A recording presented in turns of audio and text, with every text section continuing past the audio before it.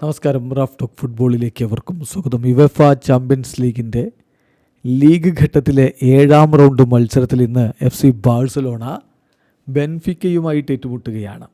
ഇന്ന് രാത്രി ഇന്ത്യൻ സമയം 1:30, അതായത് സാങ്കേതികമായി നാളെ പുലർച്ചെ ഇന്ത്യൻ സമയം 1:30 ബെൻഫിക്കയുടെ മൈതാനത്താണ് കളി നടക്കുന്നത്. ഈ കളിക്ക് മുന്നോടിയായിട്ട് ഇപ്പോൾ ബെൻഫിക്കയുടെ കോച്ച് പറയുന്നു FC ബാഴ്സലോണ യുവേഫ ചാമ്പ്യൻസ് ലീഗിലെ ഫേവറിറ്റുകളാണെന്ന്. അതിനോട് പ്രതികരിച്ചിരിക്കുകയാണ് ഹാൻസി ഫ്ലിക്കിനോട് ചോദിക്കുന്നു, കോച്ച് പറഞ്ഞല്ലോ, ബെൻഫിക്കയുടെ കോച്ച് പറഞ്ഞല്ലോ, നിങ്ങൾ ഇത്തവണ കിരീടം നേടാൻ സാധ്യതയുള്ള ഫേവറിറ്റുകളുടെ ലിസ്റ്റിലാണെന്ന്.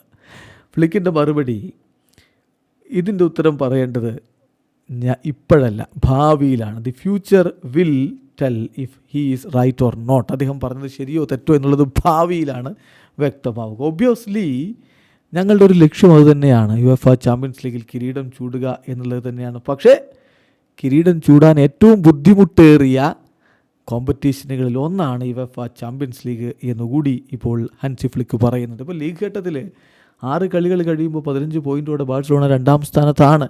അതേസമയം ബെൻഫിക്ക 6 കളികളിൽ നിന്ന് 10 പോയിൻറ്റോടെ 15ാം സ്ഥാനത്താണ്. ഇനി 2 റൗണ്ട് മത്സരങ്ങളാണ് ലീഗ് ഘട്ടത്തിൽ ബാക്കിയുള്ളത്. ലീഗിൽ ആദ്യ 8 സ്ഥാനത്തെത്തുന്നവരാണ് റൗണ്ട് ഓഫ് 16ലേക്ക് നേരിട്ട് കടക്കുക. ബാഴ്സ കാര്യത്തിൽ ഏതാണ്ട് സേഫാണ് എന്നാണ് പൊതുവെയുള്ള വിലയിരുത്തൽ. ഏതായാലും യുവേഫ ചാമ്പ്യൻസ് ലീഗിൽ ഇത്തവണ ബാഴ്സലോണ മികച്ച പ്രകടനം തന്നെ നടത്തിയിട്ടുണ്ട്.